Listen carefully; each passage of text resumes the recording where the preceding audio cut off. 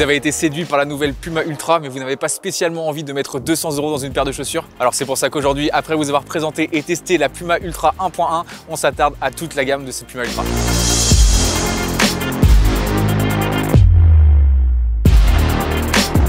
Premièrement, pour s'y retrouver entre les gammes, il faut savoir que Puma a modifié la façon de nommer ses chaussures sur la Ultra uniquement. Donc par exemple, sur la Future, on est sur la 6e version de cette chaussure, ce qui va donner Puma Future 6.1, Puma Future 6.2, 6.3 et 6.4. Du côté de Ultra, les chiffres sont intervertis, ce qui veut dire qu'on a la Puma Ultra 1.1, la Puma Ultra 2.1, puis 3.1 et 4.1. Et donc tout d'abord, ce qui va changer en fonction de ces différentes gammes, c'est bien sûr le prix. Aujourd'hui, on réalise cette vidéo avec Intersport. Donc toutes les chaussures sont disponibles en magasin ou sur leur site internet au prix suivant. Donc la Puma Ultra 1.1 à 199,99 €, la Puma Ultra 2.1 à 129,99 €, la Puma Ultra 3.1 à 79,99 € et enfin la Puma Ultra 4.1 à 54,99 €. Et bien évidemment, ce n'est pas la seule chose qui change en fonction des gammes, ça se passe surtout à l'intérieur de la chaussure, au niveau des technologies, et on va voir ça tout de suite.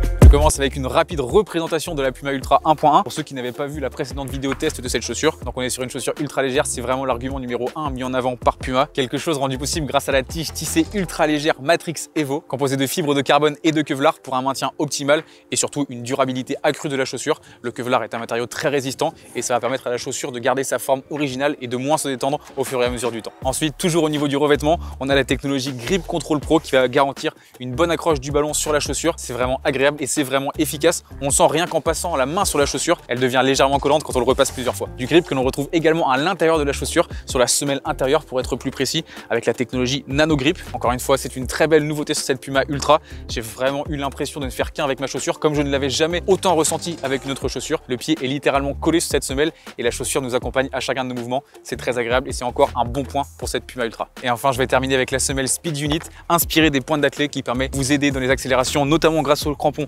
à chevron. Alors petit bémol, je l'avais déjà dit dans la précédente vidéo, on est sur une semelle FG AG, malheureusement, avec des crampons en chevron qui normalement ne sont pas adaptés pour les terrains synthétiques. On passe à la Ultra 2.1 maintenant et on va voir ce qui change par rapport à cette première version. La première chose que l'on remarque, c'est l'absence de la technologie Matrix Evo remplacée par la technologie Matrix Pro. Donc là, on n'a plus de carbone, on n'a plus de Kevlar, on a toujours une chaussure avec une tige tissée, mais cette fois à partir de fibres de polyester. Donc on est sur un revêtement un peu plus lourd, un peu plus épais, mais ça reste quand même très qualitatif et j'ai hâte d'aller voir ce que ça donne sur le terrain. Quelque chose que j'aime beaucoup maintenant sur cette chaussure, c'est la languette. On aura une vraie languette séparée, détachée du reste de la chaussure. Pour ceux qui n'aiment pas forcément les chaussures chaussettes comme on peut le voir beaucoup maintenant, ça va être un vrai plus. Notamment, je pense à ceux qui ont les pieds larges, on va avoir une chaussure qui va pouvoir se détendre plus facilement à ce niveau-là. Donc on a la même technologie que sur la version 1.1 et ça va être le même constat au niveau de la semelle. On conserve exactement la même semelle que sur la version précédente. En résumé, à part la technologie Matrix Evo qui a disparu, on remarque également l'absence de la technologie Nano Grip sur la semelle intérieure. Mais dans l'ensemble, ça reste une très bonne chaussure. On va voir ça sur le terrain après. C'est le moment de passer aux versions 3.1 et 4.1, les deux versions les plus vendues en magasin. Donc encore une fois, on remarque quelques changements. Plus de technologie Matrix Evo, plus de technologie Matrix Pro, mais la technologie Matrix Mesh. Donc on est sur un revêtement un peu plus épais qui reste assez fin. Et autre chose intéressante, on conserve une technologie de grip. Ce n'est plus la technologie Grip Control Pro, c'est la technologie Grip Control tout court. Donc ça, combiné à un revêtement assez fin, je pense qu'en termes de toucher de balle, on va être sur quelque chose de très intéressant, surtout pour une chaussure à ce prix-là. Et enfin la semelle, c'est toujours la semelle Speed Unit, sauf que celle-ci, elle n'est plus en P-Bax, elle est en TPU. Donc une semelle un peu moins souple, mais qui conserve la même forme. Donc ça reste quelque chose d'intéressant. Et je termine avec la Puma Ultra 4.1. Vous avez l'habitude, si vous nous suivez assez régulièrement sur Footpack, c'est une chaussure qui ne présente pas de technologie particulière. Elle reprend uniquement, on va dire, le design de la chaussure. On est sur un revêtement beaucoup plus épais, beaucoup plus lourd, un peu comme si on jouait avec des baskets. Petite chose intéressante tout de même, on garde la même semelle que sur la chaussure Ultra 3.1. Donc on va dire que c'est un peu la seule technologie que présente cette chaussure. Mais en général, ce sont des chaussures qui correspondent très bien aux débutants ou aux joueurs occasionnels. Maintenant, place au test et on commence par la Ultra 2.1. Personnellement, c'est la chaussure que j'avais envie de tester parce que c'est la gamme de chaussures que j'avais l'habitude d'acheter auparavant. C'est la chaussure en termes de rapport qualité-prix que je trouvais la plus intéressante. Et honnêtement, j'ai pas l'impression que ça a beaucoup changé. Cette chaussure, je l'ai trouvée vraiment très qualitative. Donc comme je l'ai dit, on est sur une chaussure à 129 79,99 € chez Intersport. On a une chaussure vraiment très qualitative. La seule chose qui change avec la Puma Ultra 1.1, ça va être le revêtement, comme je l'ai dit tout à l'heure. On est sur la technologie Matrix Pro et non plus Matrix Evo. Donc un revêtement un peu plus épais. Ça se voit, il n'y a vraiment pas photo. On le ressent quand on met la chaussure au pied, mais elle reste quand même très légère. Elle reste quand même assez fine. Ça va se voir notamment sur l'avant du pied. La chaussure va se plier. On va voir des plis qui sont beaucoup plus épais, chose qu'il n'y avait pas sur la 1.1. En revanche, au niveau de la semelle et au niveau de la technologie Grip Control Pro, ce sont exactement les mêmes. Donc j'ai eu exactement les mêmes sensations. On a vraiment un excellent toucher de balle.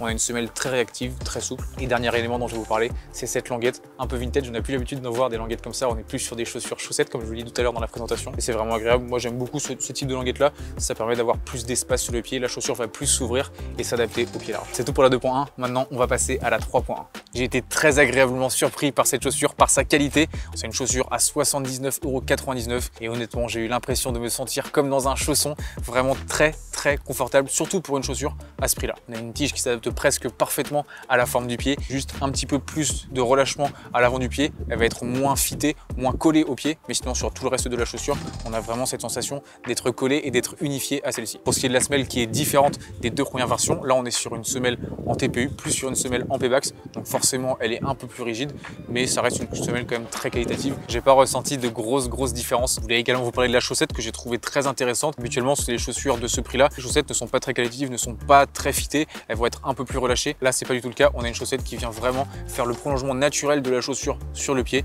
ce qui est très appréciable. Et je vais terminer avec un tout petit reproche malheureusement pour cette chaussure. Moi, j'ai un pied large et si je vous dis qu'elle était très confortable, qu'elle s'adaptait parfaitement à la forme du pied, presque parfaitement, puisque sur les côtés, à ce niveau-là, j'ai senti que j'étais un peu serré et qu'il me faudrait un peu de temps pour que la chaussure se détende et s'adapte à la forme de mon pied. Mais vraiment, je le répète encore une fois, pour 79,99 €, c'est une chaussure vraiment top qualité. Je pense même que c'est une des meilleures chaussures que j'ai testées à ce prix-là depuis que je suis chez Footpack. Je vais terminer avec la Ultra 4.1. Comme je vous l'ai dit dans la présentation, il n'y a pas forcément de technologie particulière sur cette chaussure, si ce n'est la semelle qui est la même que sur la 3.1. On est sur un revêtement beaucoup plus épais. Alors ce qu'il faut retenir de cette chaussure en termes de ressenti, c'est que ça reste une chaussure assez confortable, on s'y sent assez bien dedans. Par contre, ça va être le cas que pour un certain type de pratique. Elle reprend juste le design de la Ultra, donc rien à voir avec les chaussures que l'on a vues précédemment. Par contre, c'est une chaussure qui conviendra très bien à des débutants, les jeunes enfants par exemple, ou aux personnes qui jouent au foot de temps en temps de manière très tranquille. Je pense que si on monte en intensité, c'est une chaussure qui ne conviendra pas pour ce type de pratique. Voilà, c'est tout pour cette Puma Ultra, mais c'est pas la fin de cette vidéo parce que j'aimerais également vous parler d'une toute nouvelle chaussure chez Puma, la Puma Future qui vient d'arriver dans une 6e version. Pour ce qui est de cette nouvelle Puma Future 6.1, je vais pas rentrer dans les détails étant donné que c'est quasiment la même, si ce n'est exactement la même que la Puma Future 5.1. On conserve le même design, on conserve cette technologie NetFit,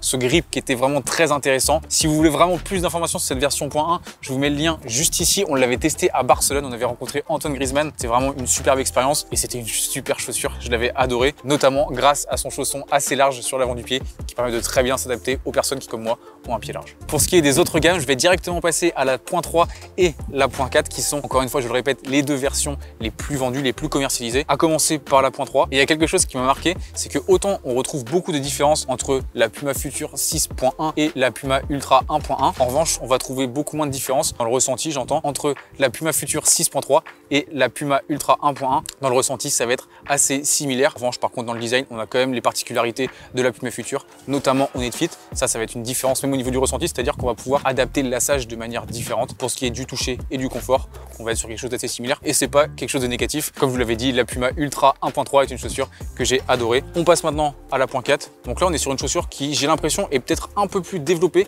comparée à la Puma Ultra 1.4. On a ce revêtement qui est un peu plus fin. On a une chaussure qui a quelque chose qui ressemble beaucoup plus à la version haut de gamme. Je l'ai ressenti, je trouve, au niveau du toucher de balle. On a un revêtement qui est beaucoup plus fin. Par contre, ça reste quand même une chaussure assez basique. Dès qu'on monte en intensité, on n'a pas les sensations escomptées. On sent notre pied qui bouge dans la chaussure. On sent que la chaussure nous accompagne moins dans les mouvements.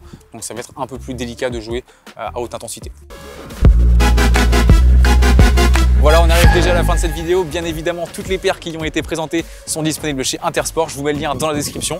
Et puis sinon, comme d'habitude, n'hésitez pas à mettre un petit pouce bleu, ça fait toujours plaisir. Abonnez-vous si ce n'est pas déjà fait et on se retrouve très bientôt pour de nouvelles vidéos. Salut!